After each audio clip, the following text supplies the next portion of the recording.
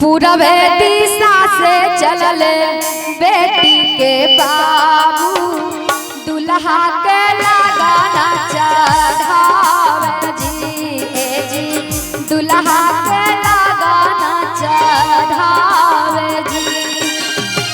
पूरबे दिशा से चलले बेटी के बाबू दुल्हा के लगाना चढ़ावे जी दुल्हा के लगाना चढ़ावे जी।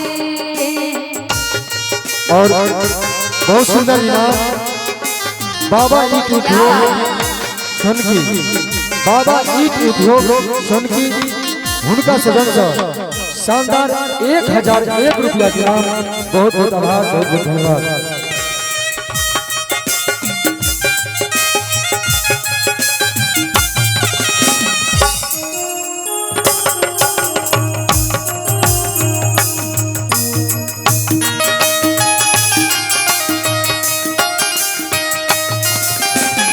धोतिया पहिराल हले रस्म चादरिया जी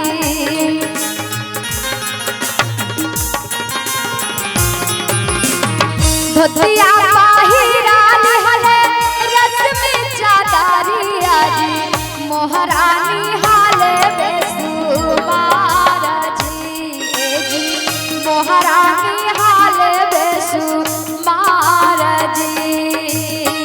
पूरबे दिशा से चलले बेटी के बाबू दुल्हा के लगाना चढ़ावे जी दुल्हा के लगाना चढ़ावे जी।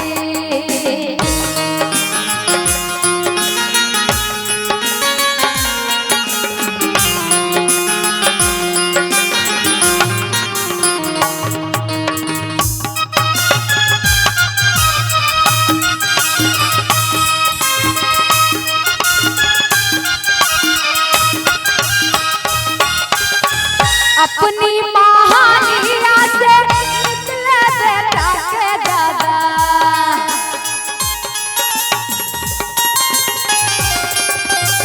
और सबसे पहले 1 मिनट दादाजी अहाँ खुश छिए अपन पोता के विवाह में? खूब खुश छिए। नोटबंदी छै एतऽ के एतऽ नोटबंदी तऽ नहीं छै। खुशी देखो के लिए के बात नहीं छे। बाबा चोरा के 2000 रुपया 2000 वाला रखने चलके आ किनसे तू जे दो दे बैंक के पर जाय पड़त बंद भए गेले 30 तारीख तक के डेट छै कहबे। खुशी छिए पैसा कोई लोग आयल छिए त चुप्पे चापे पूछले घूस हमरा द देव नहीं त गाड़ी त परबे टा कर। हां आओ कहबे अपनी महालिया से निकले बेटा के दादा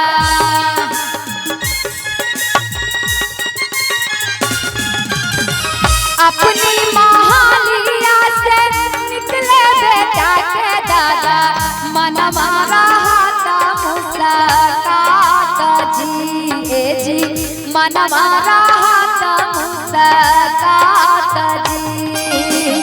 पूरबे दिशा से चलले बेटी के बाबू दुल्हा के लगाना चढ़ावे जी दुल्हा के लगाना चढ़ावे जी।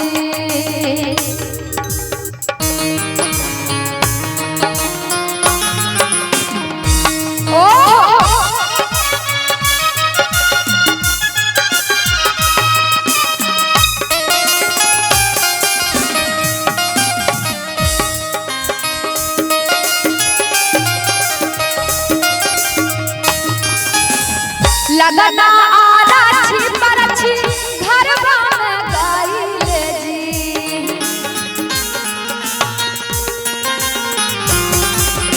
देखियो हमार माई बहन से परिच देलखिन तखने जे देख रहल जे सामान सब तखने हता आ रहल छे बेगर परछ के नहीं एते कहबे